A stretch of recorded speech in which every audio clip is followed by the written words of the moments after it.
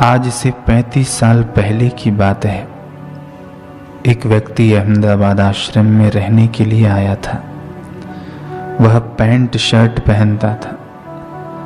पूज्य गुरुदेव ने कहा, तुम आश्रम में रहते हो और पैंट शर्ट पहनते हो, धोती पहना करो। वह बोला, बापूजी मेरे पास धोती नहीं है। बापूजी उसे अपने कंधे पर ओढ़ी धोती देते हुए बोले, ले और पहनने का अभ्यास चालू कर दे। एक रात को आश्रम में चोर आए। एक साधक जाग गया। उसने शोर मचाया तो चोर भाग गए। बापूजी शोर सुनकर कुटीर से बाहर आए। बोले, क्या बात है? गुरुदेव, चोर आए थे, देखो जांच करो, कुछ ले तो नहीं गए। वह व्यक्ति बोला, बापूजी मेरा बैग ले गए। बैग में क्या क्या था? मेरे 3-4 जोड़ी कपड़े थे, थोड़े पैसे थे और बापूजी आपकी दी हुई धोती भी उसी बैग में थी। मेरी दी हुई धोती थी तो चोर के बच्चे की ताकत नहीं कि ले जा सके। देख, वह बैग इधर उधर ही कहीं छोड़ के भाग गए होंगे। आश्रम के पीछे नदी के रास्ते से थोड़ी दूरी पर गए तो उन्होंने देखा कि वहां जमीन पर बैग पड़ा था। चोर उस बैग को छोड़कर भाग गए थे। बापूजी प्राणी मात्र के हित में रत महापुरुष हैं। मूक पेड़ पौधों की भी पीड़ा बापूजी को द्रवीभूत कर देती है और उनकी पीड़ा दूर करने के प्रयास में वे लग जाते हैं। हरिद्वार आश्रम के पास से गंगा जी की धाराएं बहती हैं। धाराओं के बीच के एक टापू पर एक तपस्वी महात्मा बेल के पेड़ के नीचे धुनी लगाते थे। धुनी की ज्वालाओं व धुएं से पेड़ की पत्तियां झुलसकर मुरझा गई थीं। बापूजी का नित्य प्रातः व सायं घूमने का नियम है, इसलिए हरिद्वार में भी घूमने जाते थे। बापूजी ने वह पेड़ देखा तो उस मूक पेड़ की पीड़ा से बापूजी को भी पीड़ा हुई। बापूजी ने स्वयं तथा सेवक के द्वारा आसपास से गोबर इकट्ठा किया। फिर उस पेड़ के चारों तरफ खुदाई करवाकर गोबर तथा गंगा जल डलवाया।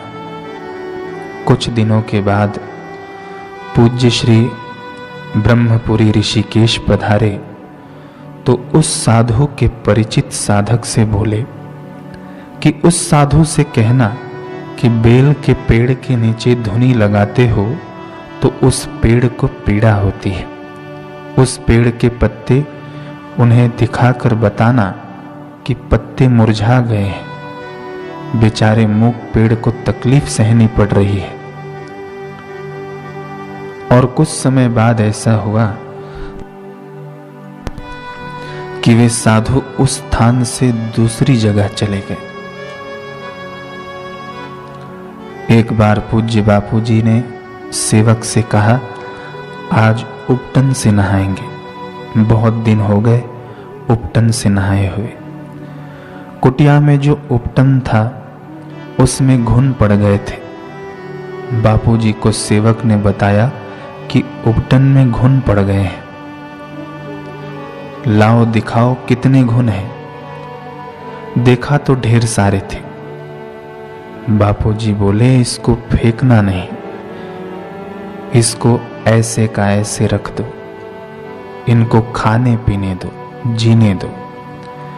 फिर बापूजी ने ऐसे ही स्नान कर लिया। आमतौर पर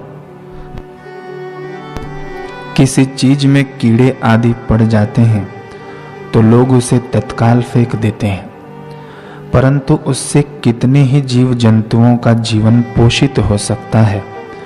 ऐसी हित दृष्टि तो सर्वभूत हिते रतः बापूजी जैसे महापुरुषों की ही होती है। इंडियन एयरलाइंस के डिप्टी जनरल मैनेजर सन 1981-82 में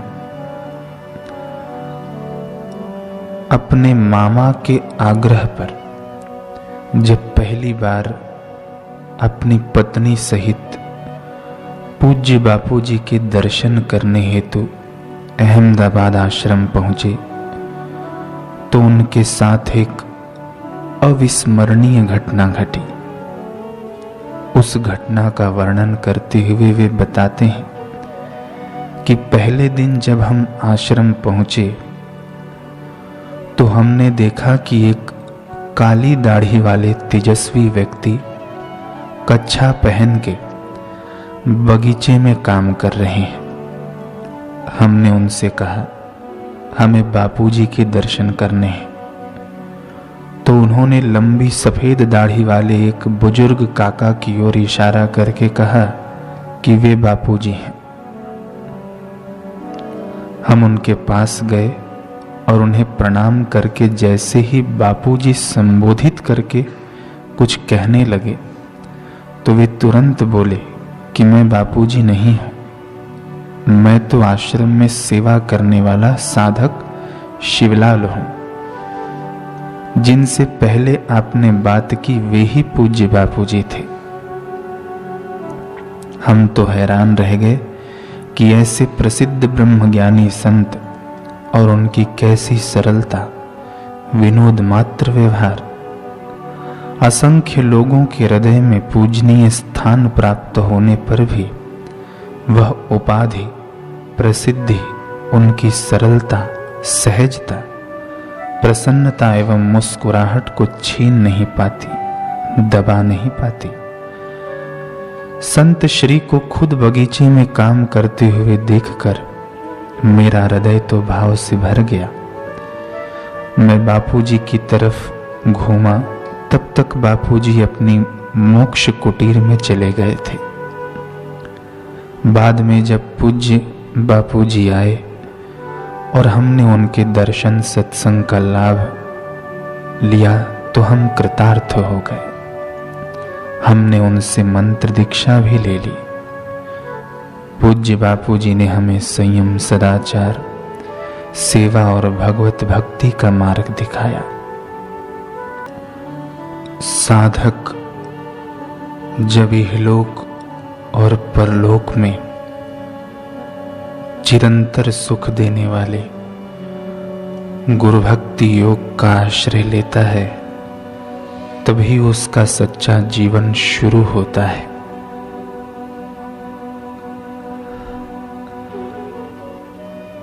गुरु की अचल भक्ति ईश्वर साक्षात्कार करने के लिए बहुत असरकारक पद्धति मानी जाती है। गुरु की महिमा का सतत स्मरण और उनके दिव्य संदेश को सर्वत्र फैलाना, यह गुरु के प्रति सच्ची भक्ति भावना है। गुरु भक्ति योग सब योगों का राजा है। गुरु भक्ति योग सब विज्ञानों में श्रेष्ठ विज्ञान है। ज्ञानी जनों के समागम से तथा पुराण और पवित्र शास्त्रों के अध्ययन से गुरु पर श्रद्धा दृढ़ करो।